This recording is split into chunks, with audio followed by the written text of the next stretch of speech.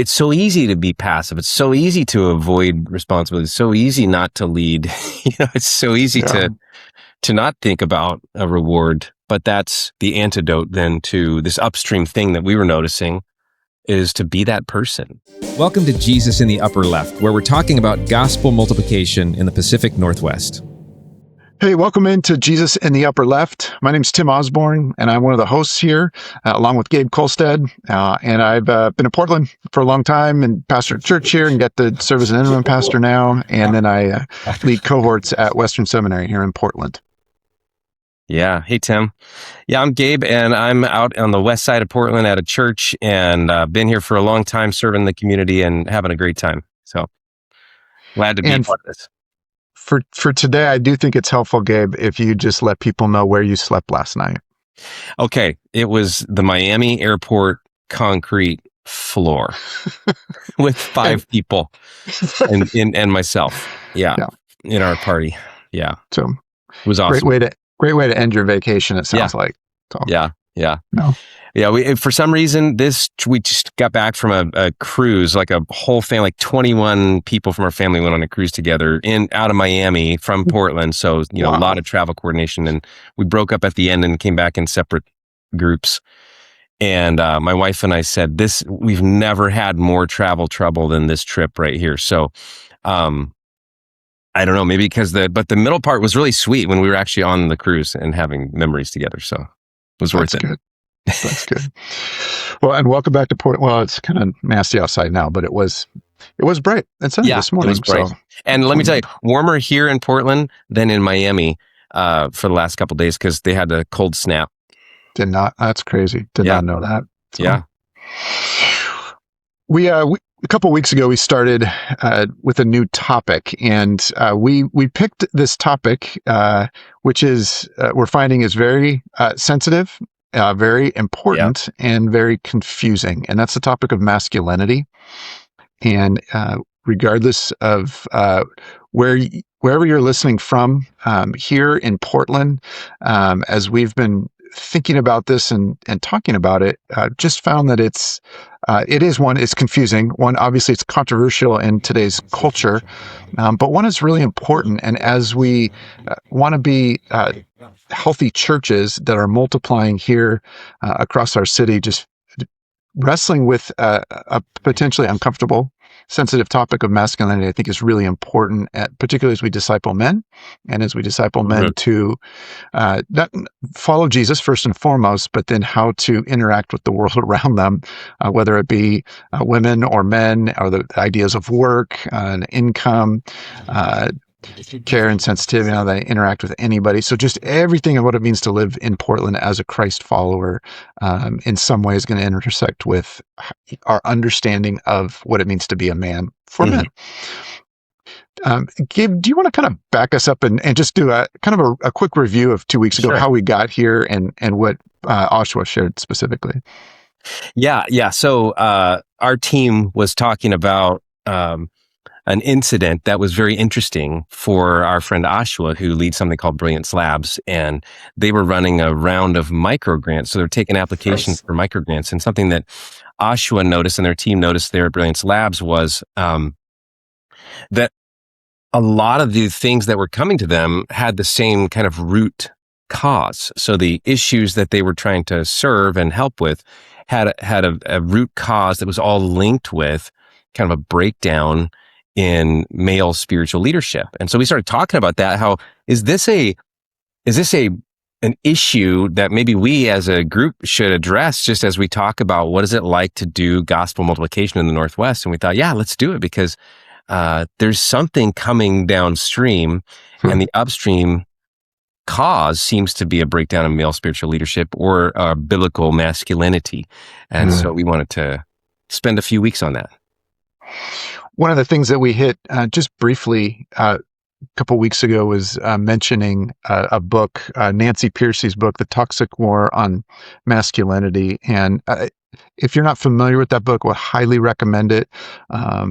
and recommend her as an author. She's fantastic. But how Christianity reconciles the sexes, and we live in a time, in a culture, and specifically in the Pacific Northwest, and certainly in Portland, as well, that is just confused, and so has very confusing ideas of what it means to be a man, what it means to be a woman as well. Obviously, we're talking specifically about masculinity here this time, but so we just want to take the risk of stepping in and attempting to wade into this very important topic in hopefully a very helpful and redeeming way. And so there's a lot of different ways to come about this, and we've actually been talking about how to address this and what's helpful. And so, without kind of doing a deep dive just into the cultural landscape, what we want to do today is reference a resource that provides a pretty simple, true but yet simple kind of rails, a box maybe to think about manhood, and it comes from a book that's, I don't even know. I'm going to look up the date on it right now. I didn't do this before, but Yeah, it's old. It's old, and so by old we're going to say 1997. That's old. Well, I wish it wasn't old because that's the year I got married. So, 29 years ago, a guy named Robert Lewis, a pastor out of Arkansas, I believe, right? Yeah. Arkansas, wrote this book. It's called Raising a Modern Day Knight, which I don't know that a publisher would allow that to be titled anymore. I'd probably condense that. But Raising a Modern Day Knight, a father's role in guiding his son to an authentic manhood. So whether you're familiar with that or not doesn't matter. Gabe and I were comparing notes, and we both actually were shaped by it early on in fatherhood in raising sons. And so, Gabe, do you want to kind of share with us how you came across it and how you first kind of started to lean into it? Sure. I would say I came across it out of desperation. As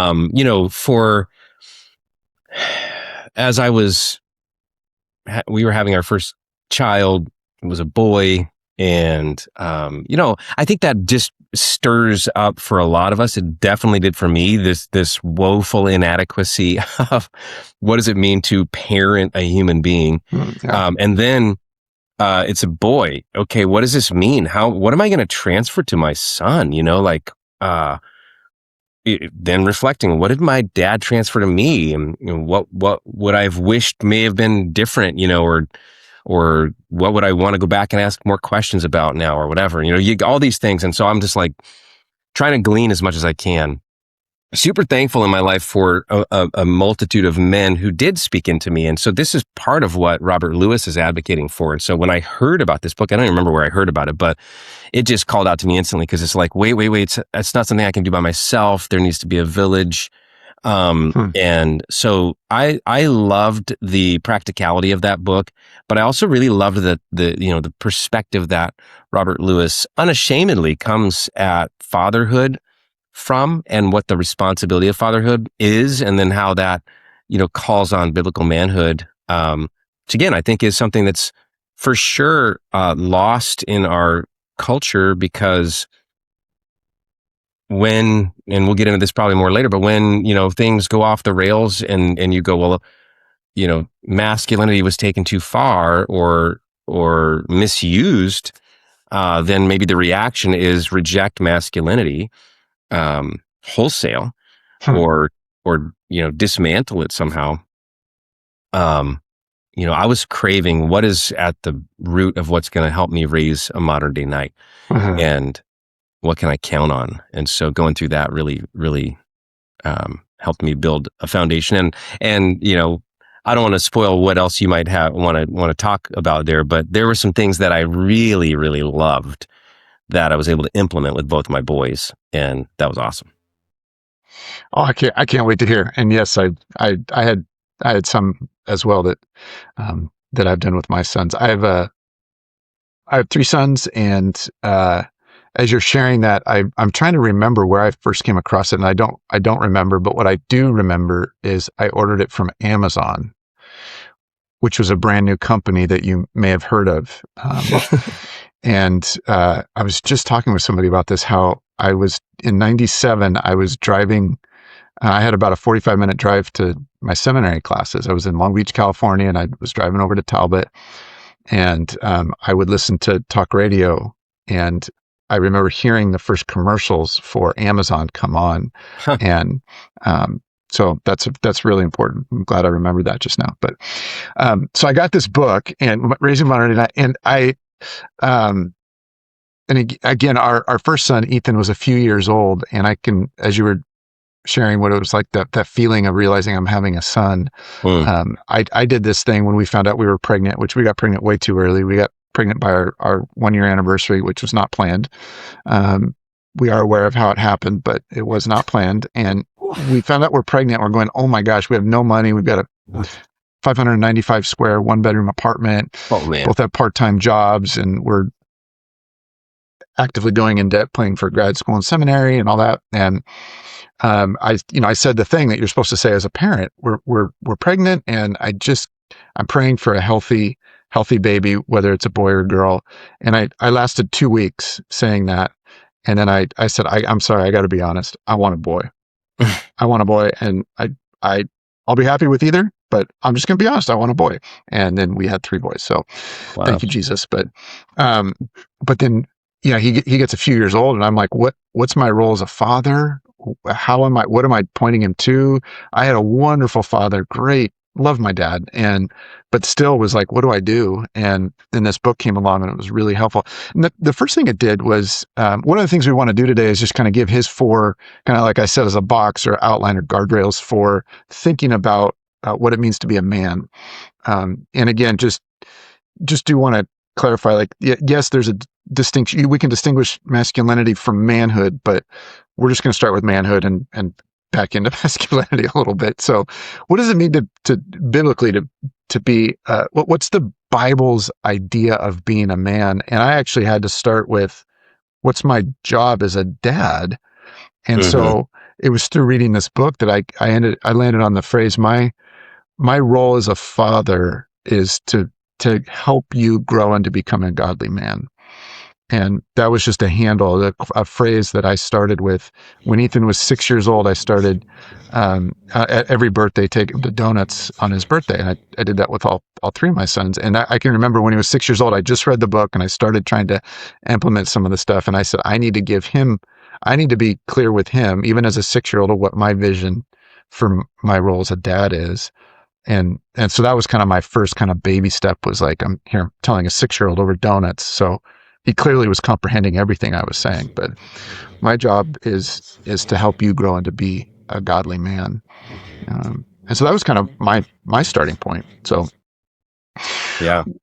where did you start? Like, what were some of the first things you started taking away from the book and started with your boy? I know we're going to get to the 4 things, but those really spoke to me. Because I look back at my own formation as a man, and I can find these defining moments, where somebody spent time with me on purpose. Like, there was, like, for some reason, I remember being 8 years old. We lived in this farming community in Northern California, and this dude named Manfred was his name, Manfred, right? It sounds like a farmer name. Total Absolutely. farmer. My dad was pastoring a small church in Northern California, and so it was super, like, everybody knew everybody in this little town. And Manfred offered to give me a job. I was 8 years old. So he's like, so I'm doing like farm work for this guy at 8 years old. I don't even know why this even came up. I must have wanted money or something. But this guy was a Christian, and he was showing me how to work, and I just remember that. I remember him teaching me how to move irrigation lines in a field at 8 years old. Oh my And gosh. then he let me drive his tractor. And so I'm driving at 8 years old, I'm driving this tractor down this dirt road that goes right in front of my house. And my mom's at the front door watching her son at 8 years old drive a tractor past the house. And I'm just waiting. He's in there, he's in there. But this is one of the, like, I think of the people who helped me to understand what being a man was, and he's one of them. He gave me this knife, this hunting knife. It was made out of deer bone, and it has the carving of a deer on the handle. And I still have that. I mean, it was a German hunting knife that he gave me for some reason. And, so I started thinking about that kind of stuff when I read that book, and when I started evaluating, well, what is a man, and what does it mean to pass manhood down to my sons? And I really started reflecting on those experiences where somebody invested in me and not only taught me like with words and truths, but also showed me what manhood is. And so that's something I really took away from the book. That were shaped by those that are around us and spend time and invest. And Yeah. Obviously this book is about, written to dads to lead sons, and it gives a vision of not just a father's role, but more specifically what you're aiming sons at and forming them to in manhood. But as we both kind of just shared, and obviously we haven't scripted this, so it's coming up, but we both kind of shared fatherhood examples to begin with, and then those that influence us. And that's one of the things that is such a critical problem, or contributes to the problem of both masculinity and manhood today, is the lack of those healthy relationships, and specifically of fathers, and the loss of the vision of fatherhood in a family. And there's a book, we were just talking about offline before, but Of Boys and Men. It's written not by a Christ follower, but Of Boys and Men by Richard Reeves. And he lists out 3 kind of contributing factors. He goes deeper than that, but he starts with 3 overarching critical factors of why this is such a problem in our world and culture today. And he lists, at least in the U.S., education, that boys are falling behind, men are falling behind women in education, in the workforce, and so that the job market has changed such that men don't see their many of the traditional paths to making a solid income and providing for a family are diminishing. And so just collectively what that does to a society and the psyche of men, and then fatherhood, the lack of fatherhood. And so, and he goes deeper, but those kind of 3 surface level presenting obvious realities that are changing are just so significant. And so those are kind of the signs of our times that are influencing kind of a Christhood of manhood, or if he says of why the modern male is struggling, why it matters, and then what to do about it for that book of Boys and Men. But it kind of within that's a little bit of where we know we are in our culture. But let's talk about kind of this simple, like, maybe definition is probably too hard, too far down the road, but just kind of 4 kind of guardrails of manhood that Robert Lewis gives. I think kind of putting that in the context of our current struggle, climate crisis. I like that idea, because I think, this isn't a new conversation. I mean, almost in some ways, don't you think every generation has to wrestle with it again? Wrestle with this, and then ask that question: what are you supposed to do about it? So I love the idea of having some rails. That's a good way to say it. That help us to characterize what is this that God's asking us to do. Well, and I think part of it is, like, one of the ways that maybe we get ourselves in trouble is that we try to carry over some outdated views and assumptions of masculinity and manhood into the next generation, and it doesn't fit. And so what are some of the things that we can let go that aren't truly helpful and healthy? Either let go or refine. There's probably more refining more than letting go, but to refine it, to go, okay, here's what we've learned over the last generation, and how we can, rather than obliterate it and delete it, is to refine what it means to be a man in a new time. And there are some things, I think, that are really helpful handles to hang on to in terms of that. Do you want to launch out with the first one? Yeah, I'm going off memory here, okay? Because okay, good, that book. But I think the first one is a real man rejects passivity. Is that right? Yep. Okay. Wow, yeah. I can't believe I remembered that. Yay! Way to go! and you slept on a cement floor in an airport last night, so that's even more impressive. Hey. So, yeah. But I think that really squares with what you see in Genesis. I think a lot of what we know about manhood, you can see, but I mean, biblical man, like the design, I should say the design Mhm. for a man, you see in Genesis 1, 2, and then you see the departure in Genesis 3. And then you see the renewal in the New Testament, and it went through in the Old Testament. But I think that rejects passivity is so good because that's the whole problem that got sin started in the first place, really, was passivity. Adam, you know, not not inserting himself into the situation that was at hand. And it's so easy to be passive. It's so easy to be passive. And I think our culture is, wired for us to just go with the flow. Like that's what, if you just want to go with the flow, that's going to be the easiest thing to do. And that's the number one thing that a man won't do. Mhm. A Mhm. biblical manhood demands of us to reject that. S- Um, as you're saying that, the thing that comes to mind is if I'm going to reject something, I'm going to have to move in the opposite direction. Um, and I wonder if that's where so much of, I mean, obviously passivity is its own problem in and of itself. Um, but to move in the other direction is where we get into trouble so quickly, is move in the wrong direction or move too aggressively, Yeah. or because there's an ease in passivity, right? In some ways it's comfortable. We avoid a lot of stuff. And the word that I used with my sons was to take initiative, and Yeah. you have to take initiative. You have to put yourself out there at some point. You have to lean forward and lean in. You can't just wait and be passive.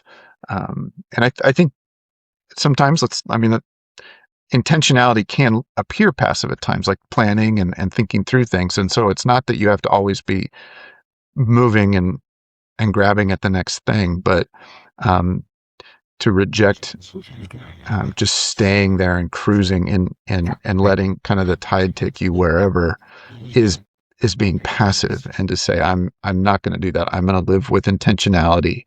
I'm gonna lean forward and lean in. I'm gonna actually go somewhere. I'm not gonna stay or go nowhere. And Yeah. Well, I think it's interesting too, because like reflecting on my wife and I do some marriage podcasting and just some fun stuff like that. And one of the things that comes up a lot from wives about husbands is that what they like is when their husband takes initiative, when their husband takes particularly spiritual initiative, right?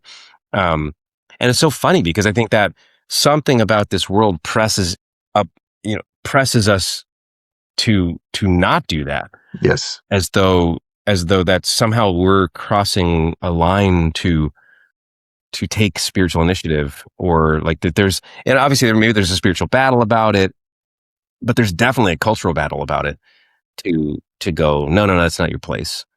But that's the very thing that my wife tells me, like, hey, when you take initiative, that's sexy to me, or whatever. And I think that's true of guys, is that that's what we're supposed to do. We're supposed to take initiative. and that obviously that gets complicated really quickly, right? Yeah. Yeah. Like, um, yeah, my mind just goes right to all of the toxic masculinity stuff Sure. and so there's and that maybe that goes to the there's the double-sided risk. Like I could take initiative and miss and be embarrassed, and so there's like a Yeah. interpersonal struggle, and then there's I could go too aggressive, or obviously there's unfortunately some go to beyond aggressive to abuse, and so Hmm. there's taking too much, and so to take initiative, but and risk being being embarrassed or making a mistake. Like there's so many. I mean, you could see it at kids. If if you're listening, if you haven't raised kids, they get to an age where you have to. Some of them you just kind of have to stand behind them and like gently push on their shoulder blades and push them forward and go, you got to get out there. You've got to go. And I'm going to be here and I'm going to be ready to catch you when you fall, but you got to go. You got to get out there. And there's that stereotypical kid that is sitting on the sideline wanting to be in the game and play, but doesn't ever take the initiative to go out. And then once they do, both things happen, right? They fall and scrape their knee and they laugh and have a blast and love it and get passionate about something, but got to go and get out there. But to stay on the sidelines and to be passive is not what we're designed for, not created for. Yeah. And I could not agree more that it gets misused or overextended. And I think that happens when we forget that our primary role is as servants, and that's the Jesus posture and everything, right? Yeah. Yeah. Well, that's that's a great place to start in rejecting passivity. I'm going to serve. I'm going to serve. There's massive initiative in Jesus saying, I'm going to wash your feet. Mm-hmm. I'm going to serve you, and you're going to be uncomfortable and I'm going to be uncomfortable, but I'm going to put the water on your feet. I'm going to dry it with a towel. I'm going to move on to the next one. Like, I'm going to serve you in this way. And, good things happen from that. Like, yeah. And so, yeah, that's where we can so easily identify where the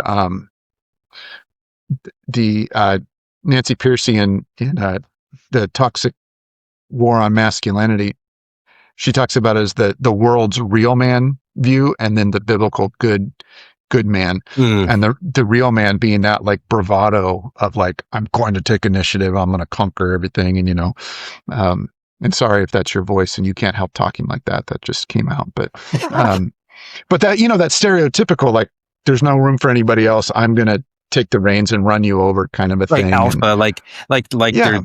there's a stereotype of alpha, and that's what you have to be a man. Yeah, yeah, and that is a type of rejecting passivity. Mm-hmm. But and again, that's just picking on a stereotype there. But that we've all encountered some person like that. That's not an enjoyable experience. So reject passivity is the first one. The next one is accepts responsibility, which is a very natural outflow. Like, you kind of almost can't have one without the other. Yeah. So, like, as we're talking about taking initiative, that's part of what we're not just like trying stuff, but actually being responsible for stuff. So I am going to be responsible. This is going to be my sphere of influence or care, or I'm going to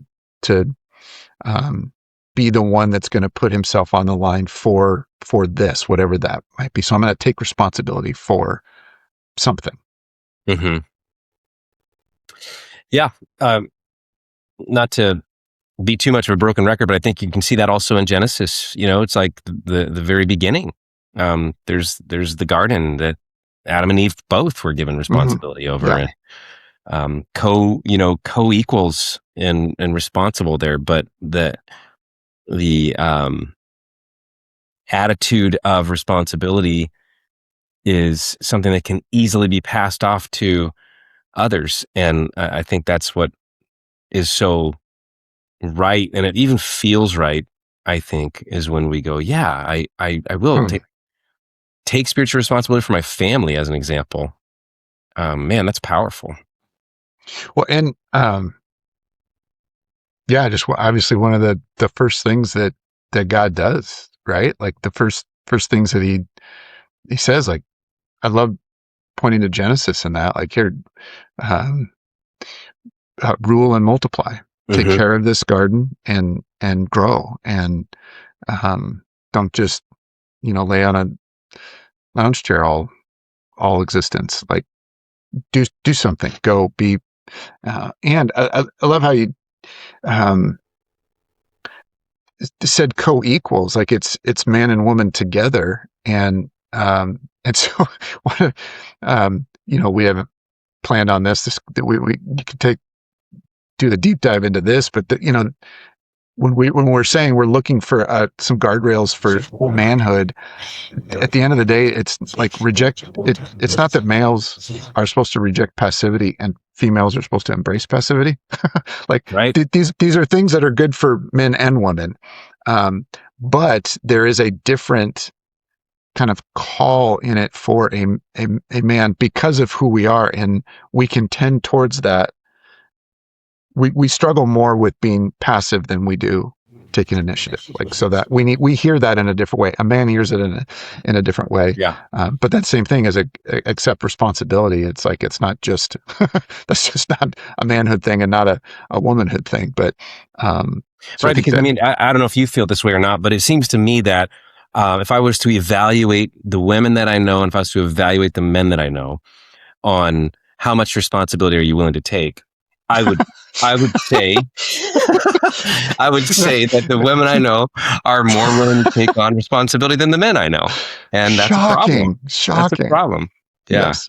Well, thank you. That's what I meant by, like, we hear it differently, right? Like, yeah, I would agree. And I don't have scientific data. I haven't tallied this, but, yes, the women in my life, that I know well, or that I just, observe and know casually, or team with, or those kind of things. Like, yeah, huge, yeah, willingness to take responsibility. And then there's more men I know that are like, get your butt in gear and actually be willing to pick up something and take care of it, and run with it, and be the one that's going to be on the hook for it, and be tending it and vigilant with it. And yeah, that's what I mean by we hear it differently. Yep, for sure. Yeah.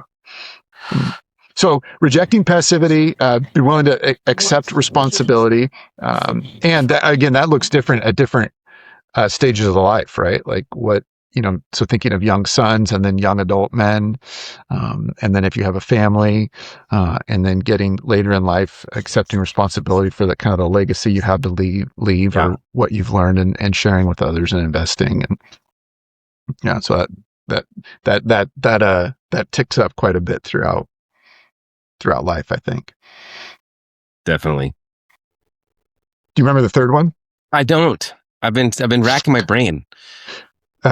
Leads courageously. Okay. I like that. Leads courageously. So, yeah, I'm trying to remember how that one is super distinct from, do you remember how he distinguishes it from accepts responsibility?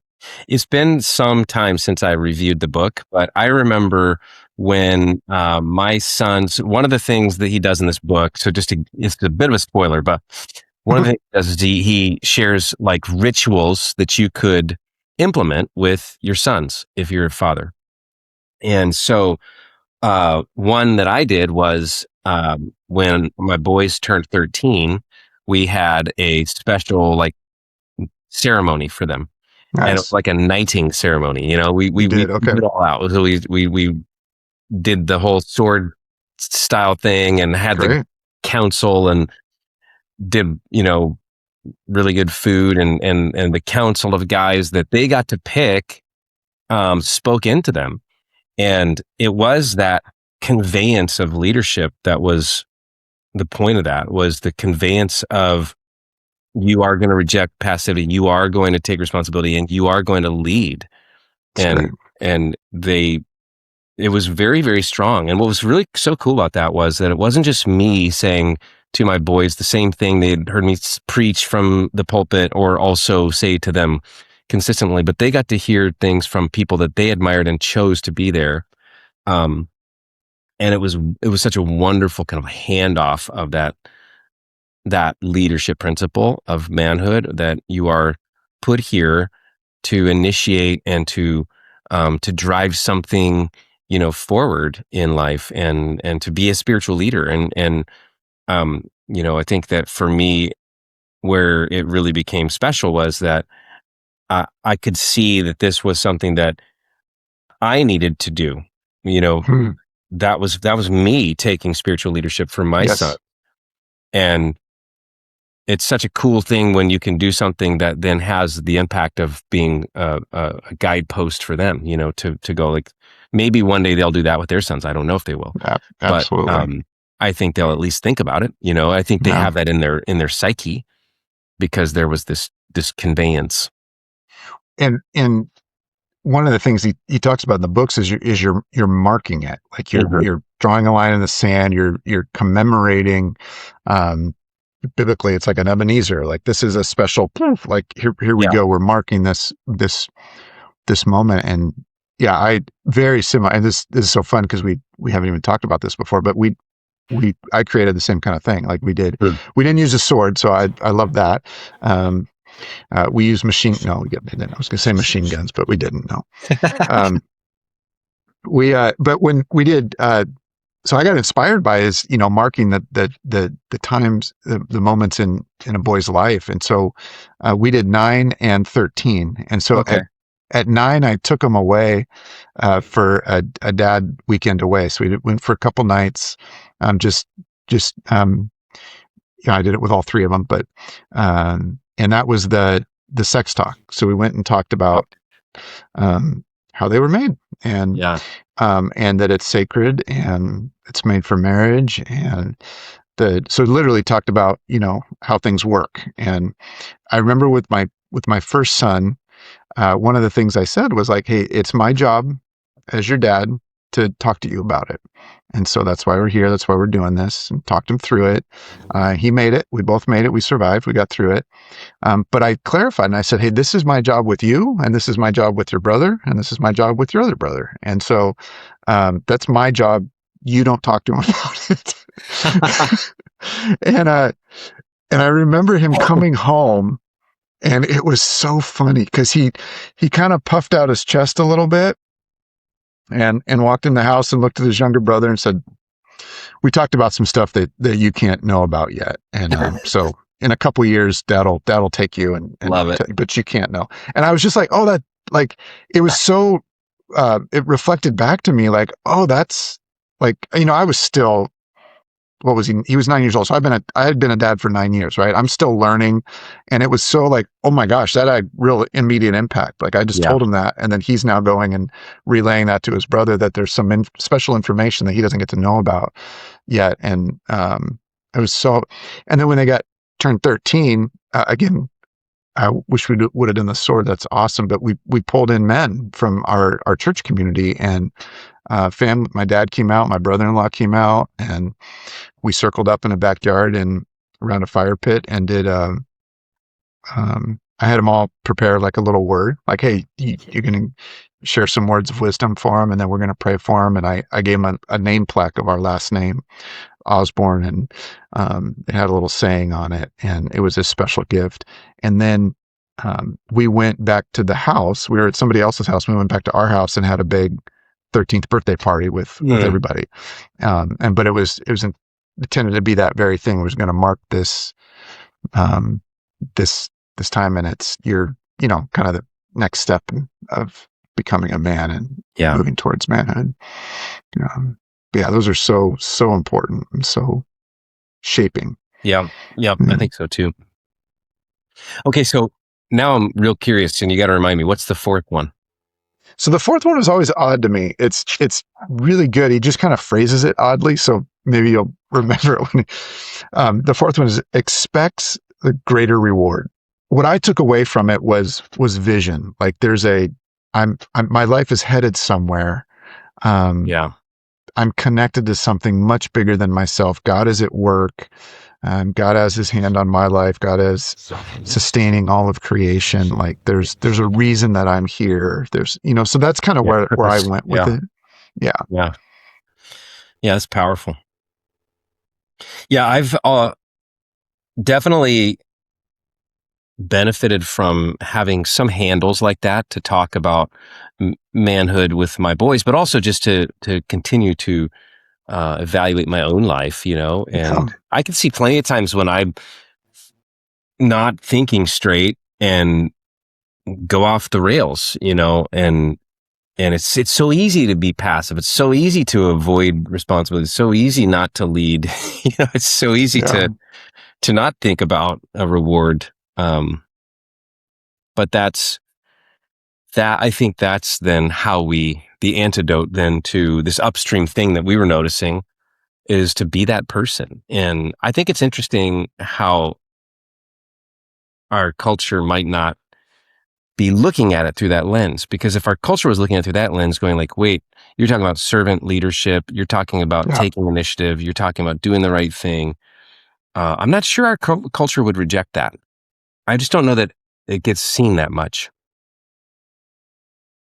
I I absolutely agree. I think there's unfortunately in our world that is so broken by sin, there's way too many um, examples and stories and experiences of abuse or neglect, passivity, aggression, that harm others and threaten others. And so it's so easy just to go like any sense of, um, I don't know, strength or even confidence that comes through sometimes can create a negative response or negative reaction or negative emotion. Um, and so to be able to see past that to, what God is really calling us to, of the kind of men that we're to be. Like I think of a Sermon on the Mount, and Beatitudes, where there's that, blessed are the meek. Hmm. And I can remember years ago, like really wrestling with that. I think that's a typo. Like I think that needs to be a better word in there, because it just rang Yeah. weakness. And it's like, no, Jesus was meek, and it was this like controlled strength that Hmm. was safe to be around. Hmm. And so blessed are the meek. It's not weak, but can be, can hold back. And so not passive, but intentionally holding back and creating space for others, not necessarily need to be seen in a room all the time. Like however kind of come to a definition of that, but that there are, um, that vision of the good, godly man that is safe and strong and helpful and serving. And I think you're absolutely right that can get missed because of the negativity associated with masculinity. Yeah. That is sadly well earned. It's well Yeah, earned. yeah, I agree. It is. And I mean, I think partly why we wanted to bring this forward for the Pacific Northwest was because in our region there's been a deficit of male spiritual leadership since Yeah, hundreds of years ago. yeah, And so going back to one of our earlier episodes with Renee Boucher on the history of Portland, the spiritual history of Portland, I mean, she points out that there was a massive gap in this area, yeah. way at the founding of our city, and so it's an invitation, I think, for us to wrestle through this, but also for us to really practice, for those that are men, to practice. What does it look like then to live out the Jesus kind of manhood in a city that really, I think if Jesus was here doing these things, Right. Yeah. I think he'd be very winsome here, just like he was, in his day and place. And I think we can make a big difference that way. Well, and even just as you paint that picture of the history of Portland, like even taking our four things from today, rejects passivity, accepts responsibility, leads courageously, expects the greater reward. Like if there were men early on in the city that were just doing that, right? Hmm. Like that would have been different. Like it would have Yeah. served and contributed to the early, spiritual climate, at least of Portland. Uh, one maybe final note is, as you were just painting that picture of what would it be like for more of us men, to follow Jesus into this and into our manhood in Portland now, that it's so easy for us to hear this as something I have to go and do or accomplish or gain. And just to be clear that it starts, internally. Like I can start rejecting passivity internally. I can start accepting responsibility with my own life, my own spiritual trajectory, my own spiritual engagement, and it's not, I have to go, create fire or build a building or fix a car or whatever. I don't have to go do something or lead something. It starts internally between me and Jesus. And I think that's, so if you're listening and you're like, well, either I want to start and I don't know where to start, or this seems like so big. It just as you were saying that, Gabe, it just sunk into me like, like we can all start that internally. Yeah. And start being different in some of these simple kind of guardrail ways that I think are so true and helpful. Yeah. Love that. Now, we have some fun stuff coming up in the next couple of episodes, right? Oh, yes. Yep. Our next on deck is, this is going to be kind of fun. We get to invite a woman into this conversation, right? Yep. So guest psychologist and coach Nancy Castile is going to be on here talking with us about this topic. That'll be fun. And then I believe we've got some interviews with some guys that are involved in a men's ministry in the area that's really taking shape here and is producing some really great results. Yeah. That'll be interesting to hear about too. So looking forward to the next couple episodes. Yes. Hey, so good to be with you together, Gabe, and thanks for listening in, and we'll look forward to seeing you next week. Yep. Thanks so much for joining us for this episode of Jesus in the Upper Left. We want to ask you a quick favor. Would you please subscribe so you don't miss a single episode, and share with those that are in your life that might benefit from the content. Hit the notifications button, rate and review, of course, and then head on over to upperleftshow.com where you can find bonus content, opportunities to connect with those around the city that are doing similar work as you, resources to help you, and just a way to connect to the community. We hope to see you again next time.